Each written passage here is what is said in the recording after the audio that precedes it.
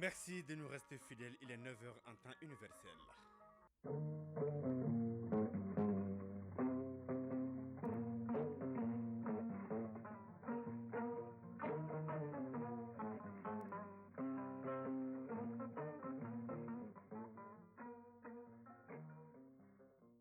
Le journal Mohamed Diarra.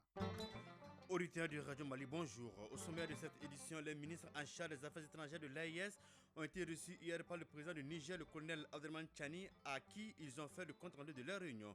Nous ferons le point avec nos envoyés spéciaux Ardou Matina et Abouakar Traoré. La réversion des pensions aux veufs des fonctionnaires, des militaires et des parlementaires au Mali. Le sujet était au cœur d'une séance d'information et de sensibilisation à laquelle ont participé les ministres en charge de la santé et celle de la promotion de la femme. Les six s'inscrivent dans le cadre des activités de la Journée internationale de la famille. À suivre les sports dans un quart d'heure avec Famourou Djourté au menu de la 28e journée du championnat national de Ligue 1 et la finale de la Ligue des champions de la Coupe CAF. Elle oppose ce samedi l'Espérance de Tunis et Al Ahly d'Égypte. Voilà pour le sommaire, les détails dans une poignée de secondes. Les ministres en charge des affaires étrangères des pays de l'AES étaient en conclave hier vendredi pour élaborer les documents juridiques qui seront bientôt soumis à l'appréciation des chefs d'État pour validation. À l'issue des travaux, les ministres ont été reçus en audience par le chef de l'État du Niger à qui ils ont fait le compte rendu de leur session. Nos envoyés spéciaux Aridou Matina et Abouakar Traoré reviennent sur la cérémonie d'ouverture des travaux. L'Alliance des États du Sahel, instituée le 16 septembre 2023 par la charte du Liptako-Gourmand, s'apprête à amorcer une nouvelle phase lors de cette quatrième réunion des ministres des Affaires étrangères des pays membres de l'AES. Si au départ l'Alliance était un mécanisme de défense collective et d'assistance mutuelle, l'organisation entend désormais changer de posture en allant vers une confédération. Et pour donner corps à cette forte recommandation qui découle de la vision partagée des trois chefs d'État de l'AES, les ministres des Affaires étrangères avaient déjà commencé à travailler sur les documents lors de la rencontre de Ouagadougou. Karamogo Jean-Marie Traoré, ministre des Affaires étrangères, de la coopération régionale et des Burkinabés de l'extérieur. Nous avions convenu, sur instruction de nos trois chefs d'État, de la mise en place d'une confédération en vue d'une synergie d'action qui prennent en compte les aspirations profondes de nos trois peuples. Et c'est dans cette dynamique que les ministres de l'AES se sont réunis pour examiner les projets de textes pour la construction de notre alliance commune. Abdoulaye Diop, ministre des Affaires étrangères et de la coopération internationale. Répondre aux aspirations de nos populations pour une confédération réunissant le Burkina Faso, le Mali et le Niger. Ce regard permet d'apprécier le dynamisme et le pragmatisme de notre démarche, mais aussi la force de notre engagement commun. Depuis la signature de la charte du Liptako-Gourmand, le processus de renforcement des relations stratégiques entre les trois pays n'a cessé de se renforcer. Je me réjouis des consultations politiques de haut niveau et de la coordination de l'action politique et diplomatique, réaffirmer l'engagement indéfectible du Mali envers l'Alliance des États du Sahel, mais aussi la détermination totale de notre pays à œuvrer de concert avec nos frères et sœurs du Burkina Faso et du Niger.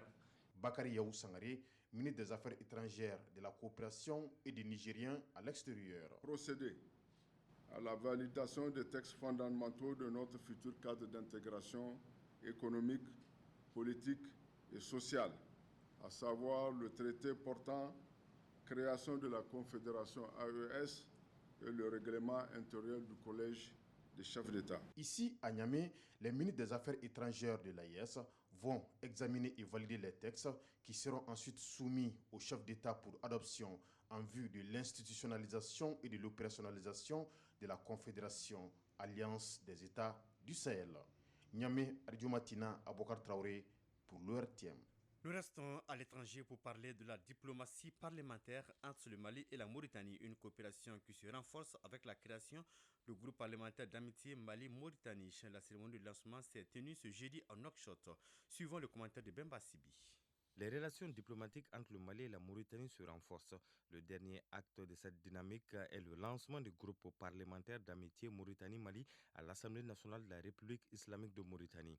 Fatoumetou Habib, vice-présidente de l'Assemblée nationale de la Mauritanie. L'objectif, certainement, est de consolider des relations séculaires entre les deux peuples frères, la Mauritanie et le Mali. Consolidation de la relation entre nos deux peuples frères. Ce groupe vise donc à consolider la cordiale relation de coopération entre le Mali et la Mauritanie. Ce groupe ouvre également de nouvelles perspectives entre les deux pays qui sont liés par l'histoire, la géographie et la culture. Mohamed Dibassi, ambassadeur du Mali en Mauritanie. Ces relations que nous avons héritées de nos aïeux et dont nous avons pour mission fondamentale de les conserver, de les raffermir et de les amplifier davantage, de l'attente de nos peuples. La mise en place, ce chaînon manquant, vient en tout cas ouvrir de belles perspectives à l'action diplomatique. L'ambassadeur Dibassi s'est également réjoui de cette belle initiative et souhaite plein succès au nouveau groupe parlementaire d'amitié Mauritanie-Mali. Retour ici au Mali avec un mot sur les activités de la Journée internationale de la famille, avec cette séance d'information et de sensibilisation sur la conversion des pensions aux veufs des fonctionnaires, des militaires et des parlementaires au Mali. Une initiative du ministère de la Promotion de la Femme, de l'Enfant et de la Famille qui avait pour but d'aider les participantes à s'approprier les textes. On fait le point avec Sokona Kamisoko. Depuis plusieurs années, le Mali dispose d'un code de pension dédié aux fonctionnaires, des militaires et des parlementaires. En cas de décès, il fixe les conditions de réversion de la pension aux veufs, conditions qui restent cependant peu connues par des parties prenantes. Voilà qui justifie cette séance d'appropriation des textes à l'initiative du ministère de la Promotion de la Femme, de l'Enfant et de la Famille. Koulibaly Mariam Maïga, ministre de la Promotion de la Femme, de l'Enfant et de la Famille. Le ministère de la Promotion de la Femme, de l'Enfant et de la Famille entend attirer l'attention des parties prenantes, notamment de la population et des familles, sur cette problématique. Votre expertise sera d'une contribution certaine dans l'orientation des veufs et ayants droit, des femmes salariées en matière de réversion des pensions. Souleymane Niari, conseiller technique à l'ONU Femmes. La mise en place de divers systèmes opérationnels dans ce domaine traduit la volonté politique accordée à l'importance de la protection sociale. Des expériences mettent en évidence que la protection sociale peut réduire les écarts entre les femmes et les hommes dans les taux de pauvreté. L'initiative est accueillie à bras ouverts par le ministre de la Santé et du Développement social qui fonde beaucoup d'espoir sur les résultats de ce panel. Colonel Assa Badjalo Touré. Le thème du panel de haut niveau, la réversion des pensions aux veuves des fonctionnaires, des militaires et des parlementaires au Mali, est d'une grande importance pour mon département. J'ose espérer qu'à l'issue des réflexions contribueront à une meilleure appropriation des textes relatifs à la réversion des pensions aux veufs de fonctionnaires, des militaires et des parlementaires, des agents de l'État et du secteur privé. Permettre de prendre des mesures efficaces pour une égalité de sexe dans l'accès de la pension du conjoint décédé. Car il est évident que dans le contexte actuel de la société malienne, les femmes salariées subviennent aux charges du ménage du fait de la situation de précarité de leurs enfants. Imaginez le sort de leurs enfants mineurs à leur décès. Cette session, faut-il le rappeler, s'inscrit dans le cadre du 15 mai, Journée internationale de la famille.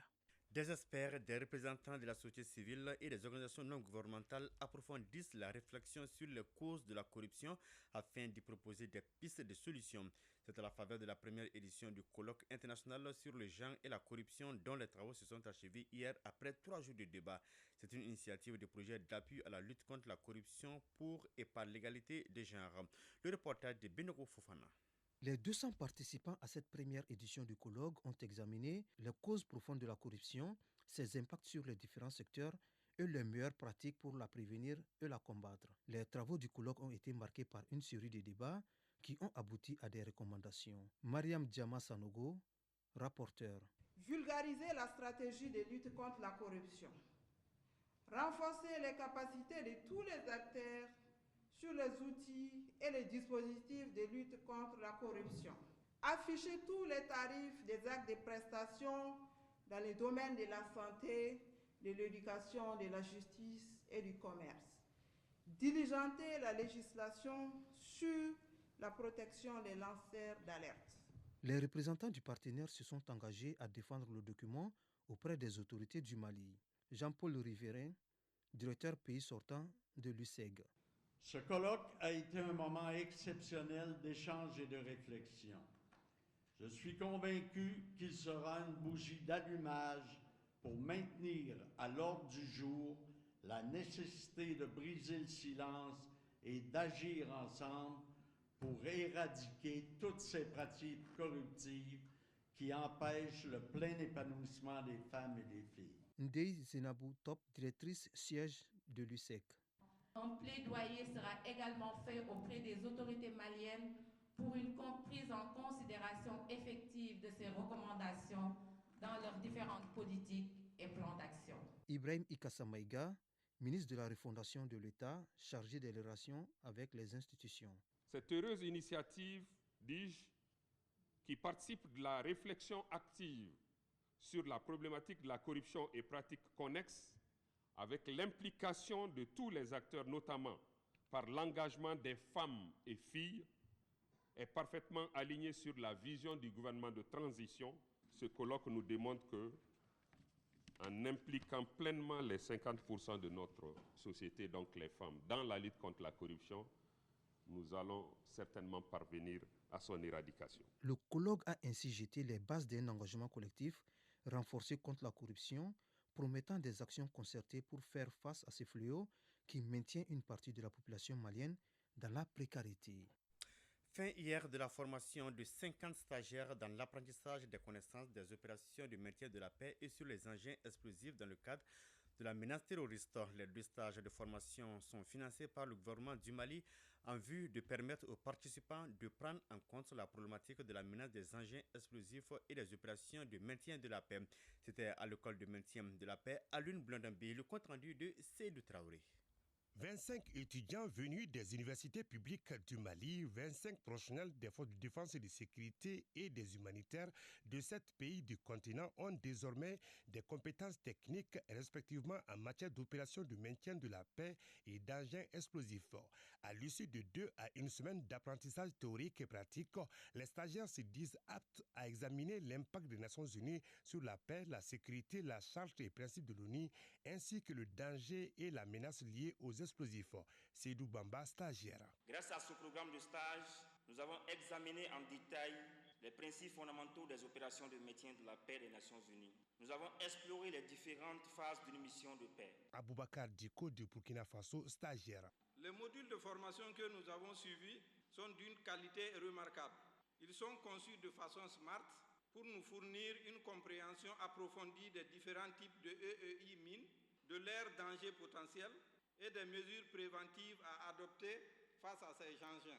Étaient présents à la cérémonie de clôture du stage les recteurs des universités publiques, un témoignage du partenariat scellé entre l'école de maintien de la paix à Lune-Blondambi et les universités publiques du Mali. Professeur Idrissa Souiba Samake, recteur de l'université des lettres et des sciences humaines de Bamako. Nous tenons à adresser nos sincères et vifs remerciements à l'école de maintien de la paix pour cet élan d'intelligibilité, ce don d'ubiquité à l'endroit des universités. Général de division Sidiki Samake, secrétaire général du ministère de la Défense et des anciens combattants. Ces 2 dernières semaines de formation vous ont fait voyager en dehors de votre environnement habituel pour vous plonger dans le spectre du système des Nations Unies, avec un focus sur le processus de mise en œuvre des opérations de paix ainsi que sur les aléas sécuritaires rencontrés. Sur les 50 stagiaires, 14% étaient constitués de femmes. Les 2 formations de base sont inscrites dans le catalogue des cours de l'école de maintien de la paix à Lune-Blondambi. Le Forum économique agricole du Mali a ouvert ses portes à Bamako. Cette initiative lancée par l'Association pour la valorisation du coton vise à trouver des moyens efficaces pour dynamiser le secteur agricole. La cérémonie d'ouverture était présidée par le ministre commissaire à la sécurité alimentaire. On fait le point avec Agibou Koulibaly. L'agriculture représente un pilier essentiel de l'économie malienne, fournissant une source d'emploi majeure et contribuant de manière significative au PIB national. Cependant, le secteur fait face à de nombreux défis. Pour y remédier, l'Association pour la valorisation du coton souhaite prendre des mesures décisives pour valoriser les secteurs agricoles au Mali. D'où ce forum pour mettre en œuvre des stratégies innovantes et durables pour assurer la croissance et la résilience de l'agriculture malienne. Abdel Abdelrahman Si, président de l'Association pour la valorisation du coton. Il faut mettre en avant non seulement la productivité, mais il faut placer d'abord l'homme au cœur des actions. Et pour cela, nous avons pensé à mettre en place un programme spécialement développé depuis 3 ans aussi avec la structure CANAM concernant l'assurance maladie obligatoire pour les producteurs de coton. Sissé Adamba, directrice générale AFG. Nous avons travaillé sur les produits, d'abord l'équipement agricole qui sont mis à disposition soit par leasing, soit par financement de crédit par les banques. Donc nous allons donner la couverture à ces banques qui mettent à disposition ces équipements-là aux paysans pour qu'en cas de sinistre, en cas de dégâts sur ces équipements qui seront mis à disposition. Oumar Tamboura, secrétaire général ministère de l'Agriculture. Aujourd'hui, il y a la nécessité vraiment de mettre en place un système d'assurance agricole pour mieux protéger nos exploitants agricoles. C'est pour cette raison que nous avons invité les structures qui s'occupent de l'assurance dans le sens vraiment de mieux protéger les exploitants agricoles à travers la mise en place d'un système d'assurance et de protection de nos exploitants agricoles. Redouane Ag Mohamed Ali, commissaire à la sécurité alimentaire. Le gouvernement du Mali s'est engagé à tout mettre en œuvre pour assurer la sécurité alimentaire de la population malienne, améliorer l'état nutritionnel des couches les plus vulnérables et leur capacité de résilience sur l'ensemble du territoire national. Avec des discussions et des partenariats en cours, ce forum promet d'apporter des solutions concrètes aux défis agricoles du Mali.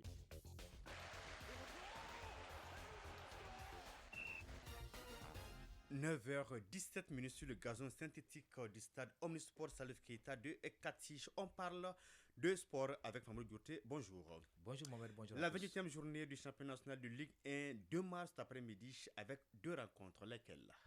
2 rencontres entre 4 clubs qui n'ont plus grand-chose à jouer en championnat cette saison.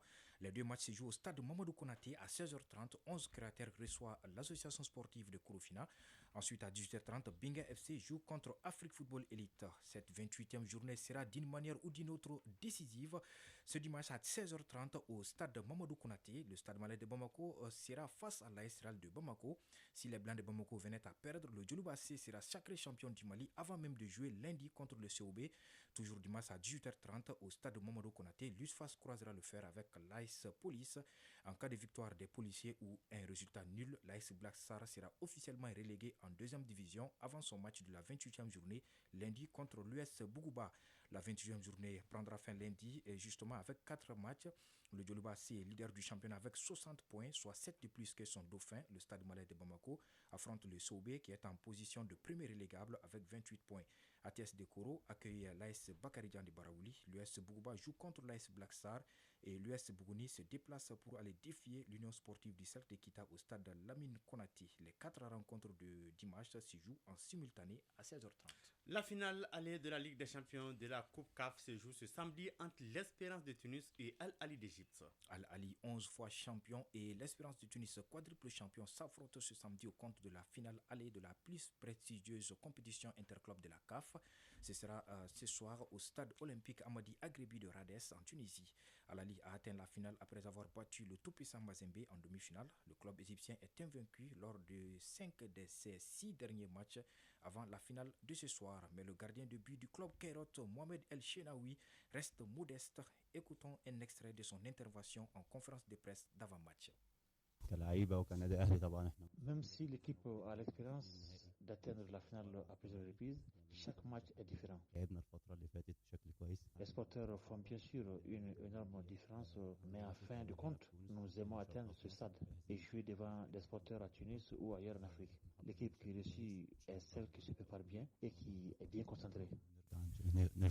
Voilà. Quant à l'Espérance de Tunis, elle a battu Mamelodi Sundowns pour ceux-ci en finale, mais a depuis lors eu du mal à retrouver sa forme au niveau national. Le club tunisien a remporté seulement un match lors de ses 4 dernières sorties, toutes compétitions confondues. Le technicien portugais Miguel Cardoso assure que son équipe s'est bien préparée pour faire un bon résultat aujourd'hui. Nous l'écoutons. Pendant la semaine, on a travaillé sur les différents aspects de la préparation d'un match. Là, bien sûr, le plan tactique, le plan physique, le plan stratégique aussi et le plan mental. Espérance de Tunis à la Ligue d'Égypte, finale allée de la Ligue des champions de la CAF, c'est ce soir à Tunis à partir de 19h GMT. Et on change de discipline pour parler basketball. La 10e journée du championnat de première division prend fin ce samedi. Quelles sont les affiches de cette rencontre? 5 rencontres sont au programme ce samedi en clôture de la 10e journée du championnat national de basketball sur le tableau féminin. À Koulikoro, le centre Bintou Dambélé reçoit l'USFAS. Ici à Bamako, l'AS Real et le Stade Malien de Bamako s'affrontent. Cette rencontre sera suivie de celle qui opposera le Djoliba AC à Calaban Sport Club. Chez les messieurs, le Stade Malien de Bamako joue contre l'AS Real. À Kaye, le Sigui accueille l'USFAS. Vous l'avez dit, la 10e journée a commencé ce vendredi. Hier vendredi, 3 matchs se sont joués. Chez les messieurs, l'AS Police a tenu son rang devant l'AS Commune 1, 72-66. Le centre de référence de basketball de Tombouctou a battu Atar Club de Kidal par 74-50. La seule rencontre qui était au programme du côté des dames a tourné à l'avantage de l'AS Police contre l'AS Mandé. Et les policières se sont imposées par 60-38.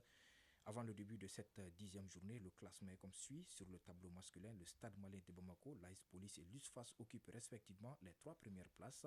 L'AS Real et l'AS Commune 1 sont dans la zone de relégation. Sur le tableau féminin, l'AS Real, le Djoliba AC et le Stade Malien de Bamako constituent le podium. Calaban Sport Club et l'AS Mandé sont dans la zone rouge. 30 secondes pour parler handball. La Guinée est doublement sacrée au Challenge Trophée de la zone 2.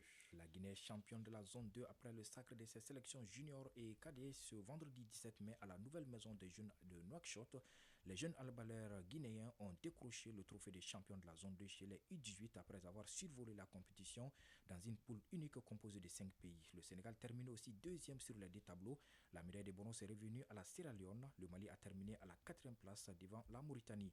Chez les juniors, c'est-à-dire les U20, les Guinéens se sont imposés en finale face au Sénégal à l'issue d'une partie palpitante 31-28. Avec ces 2 sacres, la Guinée représentera la zone 2 dans les catégories U18 et U20 au Challenge Trophée Continental.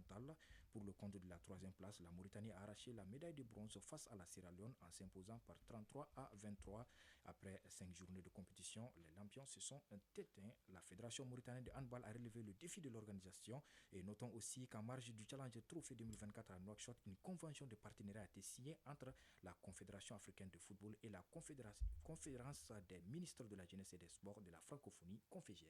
Merci bien Famourou Djourté. À 9h passées de 23 minutes, point final à cette édition présentée par Mohamed Diarra avec le concours de Alima Ouattara à la mise en œuvre de la coordination électorale. Ousmane Dao, la mise en ligne est assurée par Tamsir Diabaté et toute son équipe. Vous retrouvez d'ailleurs ce journal sur notre site www.ortin.ml et nos plateformes digitales. D'ici là, passez d'excellents moments en compagnie des programmes de Radio Mali. Au revoir.